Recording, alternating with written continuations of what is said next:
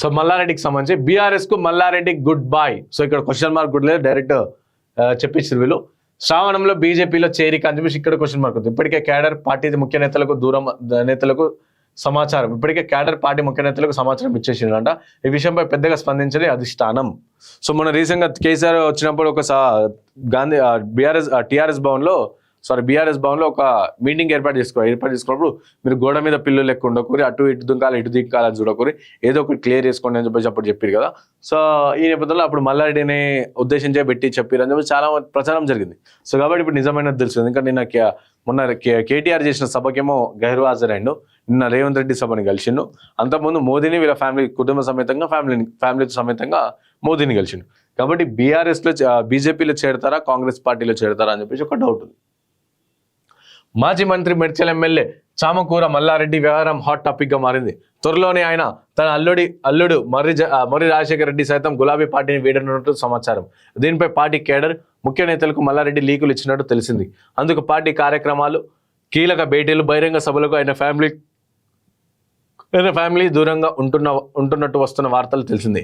విద్యా సంస్థలు, వ్యాపారాలు కాపాడుకోవడానికి ఆయన బీఆర్ఎస్ ను వీడి శ్రావణ మాసంలో ఫ్యామిలీతో సహా బీజేపీలో చేరతారనే ప్రచారం చాలా పెద్ద ఎత్తున జరుగుతుంది. కాబట్టి సో మెయిన్ గా మల్లారెడ్డికి సంబంధించిన ఆస్తులు ఎన్ని ఉంటే పాలమ్మి పూలమ్మి కష్టపడి అడ్జస్ట్ స్కూళ్ళు కాలేజీలు అవన్నీ కూడా పెట్టినా అని చెప్పి చెప్పుకునే మల్లారెడ్డి సో తన ఆస్తులను కాపాడుకోవడానికి ఇటు బీజేపీలో లేకుంటే కాంగ్రెస్ పార్టీలో జాయిన్ అవుతారని చెప్పి చర్చ పెద్ద జరుగుతుంది. మాజీ మంత్రి మల్లారెడ్డి వ్యవహారం బీఆర్ఎస్ లో హాట్ టాపిక్ గా మారింది. ఇక ఆయన పార్టీకి దూరం అవుతున్నట్టేనని కీలక నేతలు కేడర్ కి సంకేతాలు ఇచ్చారు. ఈ పరంపరలో బీజేపీ గుడికి చేరుతున్నట్లు సంకేతాలు వినిపిస్తున్నాయి. కొంతకాలంగా మల్లారెడ్డితో పాటు మల్కాజ్గిరి ఎమ్మెల్యే మర్రి రాజశేఖర రెడ్డి సైతం పార్టీ కార్యక్రమాలకు దూరంగా ఉంటున్నారు. కొంతకాలం తాము పార్టీకి దూరంగా ఉంటామని, తన విద్యా సంస్థలు, వ్యాపార సంస్థలు తమకు కీలకమని, ప్రభుత్వాలు తమ ఇబ్బందులకు గురిచేస్తున్నాయని చెప్పినట్టు తెలిసింది. కాగా వారిని ఇక వదిలేయండి, వారికి సమాచారం ఇవ్వడం, వారిని పార్టీ కార్యక్రమాలు ఆహ్వానించడం, వారి నుంచి ఇతరత్ర విషయాలు ఆశించవద్దని ఇటీవల మెడ్చల్ జిల్లా నాయకుల సమావేశాల్లో పార్టీ కీలక నేతలు సూచించినట్టు తెలిసింది.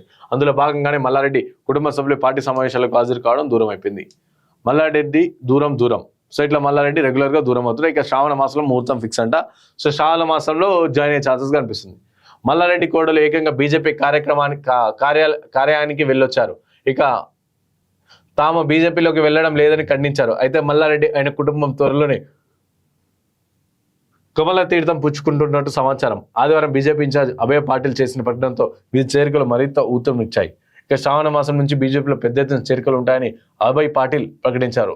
దీంతో మల్లారెడ్డి ఫ్యామిలీ చేరడం ఖాయమని పొలిటికల్ సర్కిల్లో చర్చ నడుస్తుంది. విద్యా సంస్థలు ఆక్రమించిన చిన్న భూములు, నిబంధనలకు విధంగా పొందిన అనుమతులు, కొత్తగా అదనపు సీట్లు తదితర వాటిపై తీవ్ర ప్రభావం పడిందని మల్లారెడ్డితో పాటు మల్కాజ్గిరి ఎమ్మెల్యే ఆయన అల్లుడు మర్రి రాజశేఖర రెడ్డి ఆరోపణలు చేస్తూ వచ్చారు. ఇక తొలుత అల్లుడు మావతో తనకు సంబంధమే లేదని, తాను బీఆర్ఎస్ లోనే కొనసాగుతానని చెప్పారు. ఆ తర్వాత ఆయనను ఎదురైన ఇబ్బందుల నేపథ్యంలో కుటుంబ సభ్యులు నిర్ణయానికి వచ్చినట్టు తెలుస్తుంది. సో ఇట్లా ఈ విధంగా అంత పోయి బీజేపీలో జాయిన్ అయిపోతాడు. ఎందుకంటే బీజేపీ వాషింగ్ పౌడర్ నిర్మా కదా, అట్లా.